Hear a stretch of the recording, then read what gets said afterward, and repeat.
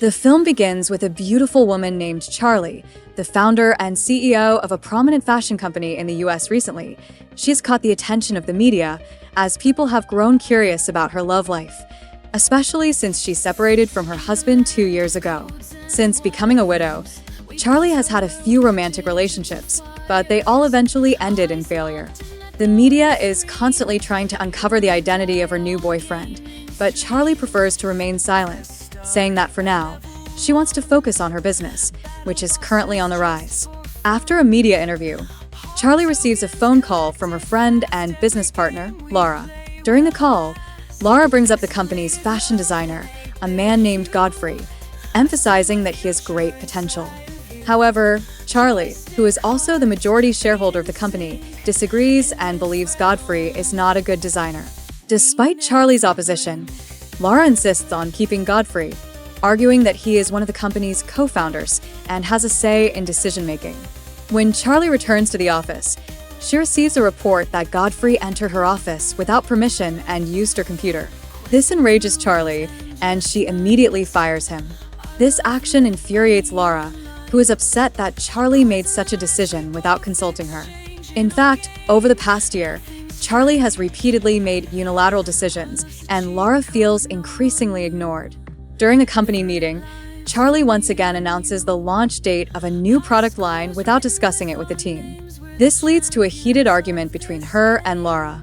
Fed up with Charlie's behavior, Laura accuses her of being selfish and dismissive of teamwork. The scene then shifts to a different location, where two bodyguards, Vargas and Johnny, are shown protecting their boss. However, the boss sexually harasses a woman, and in response, Johnny beats him up. As a result, Johnny is fired from his job. A few days later, Charlie receives a mysterious package containing a doll and a threatening letter. While Charlie doesn't take the threat seriously, Laura becomes concerned and suggests bringing the matter to the board of directors. Worried about Charlie's safety, Laura proposes hiring a bodyguard.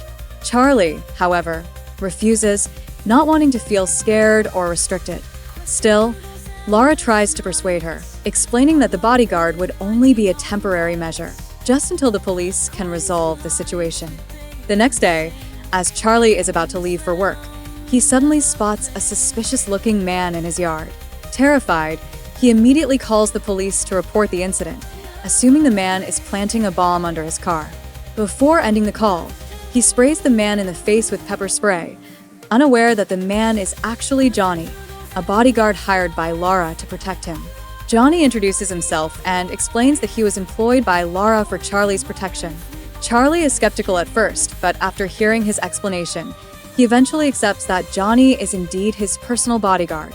Due to the misunderstanding, Charlie promptly calls Laura and expresses his frustration about her hiring someone without informing him.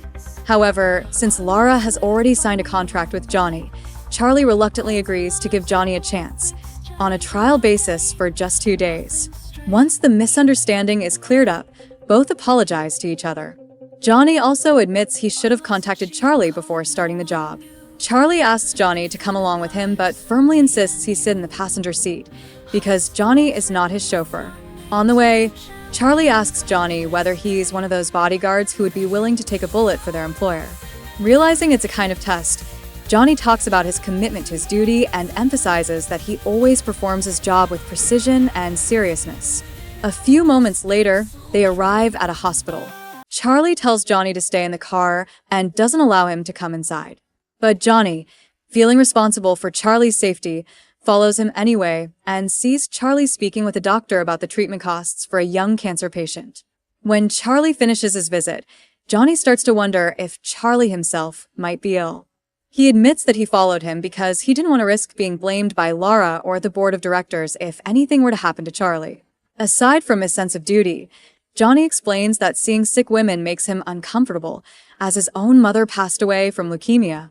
He hopes Charlie will talk to him about his illness, but Charlie simply smiles and says he's healthy and doesn't wish to explain his business at the hospital. Johnny tries to carry out his duties as a bodyguard properly without interfering in Charlie's personal affairs. When Charlie's business is done, Johnny escorts him home to make sure he's safe.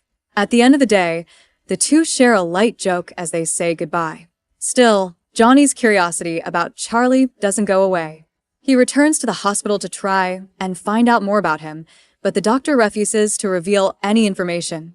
Meanwhile, Godfrey suddenly receives a message from an anonymous sender. The person identifies themselves as the one who's been sending threatening messages to Charlie and wants Godfrey to collaborate with them. The next day at work, Charlie accidentally spills his coffee, soaking Johnny's clothes. He asks Johnny to wait in the restroom while he brings him a change of clothes. But when he comes back and sees Johnny, he's shocked. Johnny is a large, muscular man with a visible scar on his right leg. Out of curiosity about the scar on Johnny's leg, Charlie starts digging into his past. She discovers that Johnny once served in the Navy and had saved the lives of 3 women during a bomb explosion. Charlie realizes that the scar on his leg is from that very incident. Moments later, Charlie receives a strange phone call from a mysterious man who threatens to kill her. Upon investigation, it's revealed that the call came from a company phone, but none of the staff recall seeing anyone suspicious. Following the incident, Johnny suggests reporting the matter to the police so they can check the security camera footage.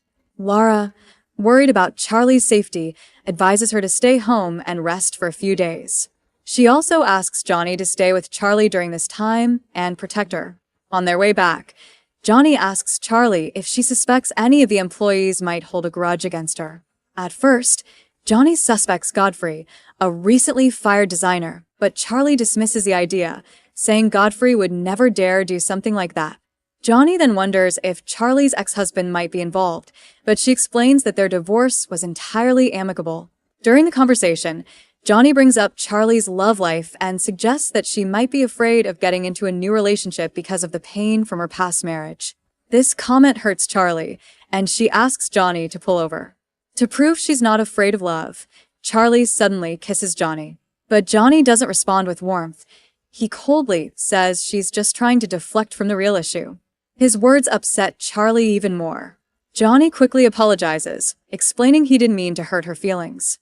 At that very moment, the mysterious man who's been following Charlie attempts to run her over with a car, but Johnny manages to save her just in time. When they finally get home, Johnny decides to stay the night to keep an eye on Charlie. He takes the opportunity to ask her again about the hospital, because according to the information he's found, Charlie isn't suffering from any serious illness.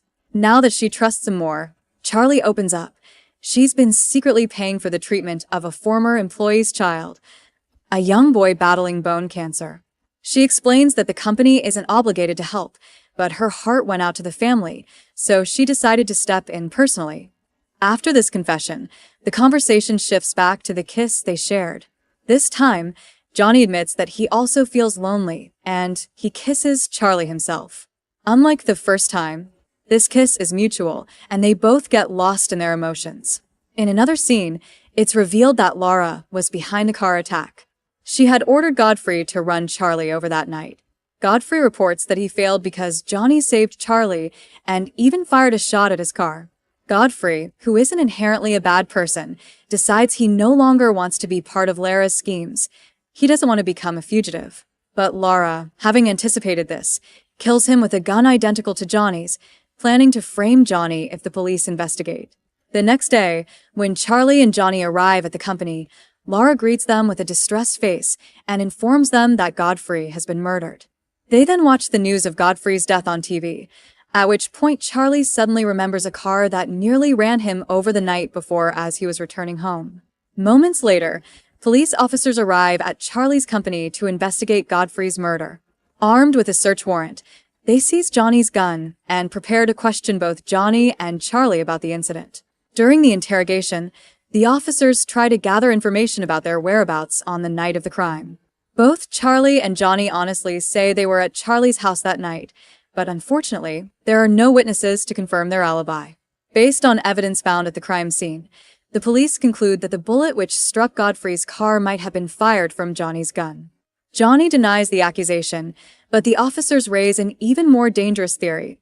Perhaps Charlie was the one who ordered Godfrey's murder. When Johnny realizes the police are ignoring their statements, he decides to make a run for it. He attacks the officers and drags Charlie out of the company with him. While Charlie would prefer to prove his innocence legally, Johnny is worried they won't be able to. He believes someone is trying to frame them. At the same time, Laura, angry about Charlie's escape, tells the media in an interview that Charlie was the one who had Godfrey fired from the company. Her statement makes Johnny suspicious of Laura, since he wouldn't expect such behavior from someone who used to be a close friend and business partner. Now that they're being hunted as the main suspects, Johnny decides to come up with a plan to uncover the truth. But first, they need a safe place to hide. Fortunately, Johnny has a friend named Vargas, a former Navy comrade who now works as a personal bodyguard. When they arrive at Vargas's house, he initially refuses to help, having already heard about their involvement in the murder case. Johnny tries to win him over by reminding him of the favors he once did for him, but gets no response.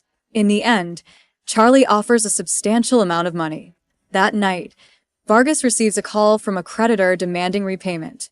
At the same time, he sees Lara's image on the news and suddenly decides to work with her to make more money. In a meeting with Lara, Vargas demands $200,000 in exchange for revealing Charlie's location. But Lara isn't satisfied with just the information. She sets a condition. If Vargas wants to receive that kind of money, he must also eliminate both Johnny and Charlie. Unaware of Vargas's sinister plan, Johnny and Charlie spend the night reconnecting, sharing love, warmth, and rekindled emotions. The next morning, Johnny sets out to seek help from another old friend, but this move makes Charlie suspicious. He begins to worry that Johnny might be hiding something. As they engage in a heated argument, Vargas prepares to strike. Fortunately, Johnny notices just in time and stops him from shooting. He tells Charlie to get the car ready so they can escape, while he faces off with Vargas. When Johnny and Charlie realize that Vargas is hunting them down, they grow suspicious and begin to suspect that Vargas has been hired by Lara. During the ensuing chase, Charlie actually already knows that Vargas is following them, but he says nothing to Johnny. Instead, he decides to lure Vargas into a specific house. Once Vargas enters the house, Charlie deliberately restrains Johnny so he can't move, then leaves him alone to secretly record the confrontation with Vargas. When Vargas arrives, Charlie attempts to ambush him from behind, but Vargas catches on to his plan. In that instant, Charlie tries to bribe him by offering double the pay in hopes of getting him to talk about his collaboration with Lara. Their conversation is also recorded. After a heated exchange, Vargas manages to overpower and capture Charlie. But before he can shoot them, Charlie reveals that the house actually belongs to Lara. A short while later, Lara arrives at the house. Concerned that the location could become a crime scene, she orders Vargas to move them to an open field. Before they leave, Lara explains her motives. She confesses that over the past year, she has felt overlooked as one of the company's co-founders. Unable to remove Charlie, who owns 51% of the company's shares, she decided to eliminate him instead. While Johnny and Charlie are digging their own graves, Charlie apologizes to Johnny and reveals that he had already devised a plan to trap Lara. He confesses that he recorded their conversation with Vargas to hand over to the police as evidence. Just before the police arrive, Charlie deliberately plays the recording aloud for Lara to hear. A physical struggle over the gun ensues between him and Lara, and shortly afterward, the police arrive and arrest her. Police investigations later reveal that the bullet found in Godfrey's body does not match Johnny's gun. Additionally, Charlie's audio recording is presented as evidence, and ultimately, Lara is arrested for her various crimes. After Lara is officially named a suspect, Charlie receives news from the company's board that they plan to remove Johnny from his position as personal bodyguard. But instead of being upset, Charlie is thrilled because now he can personally hire Johnny and at the same time continue the romantic relationship that has just begun between them.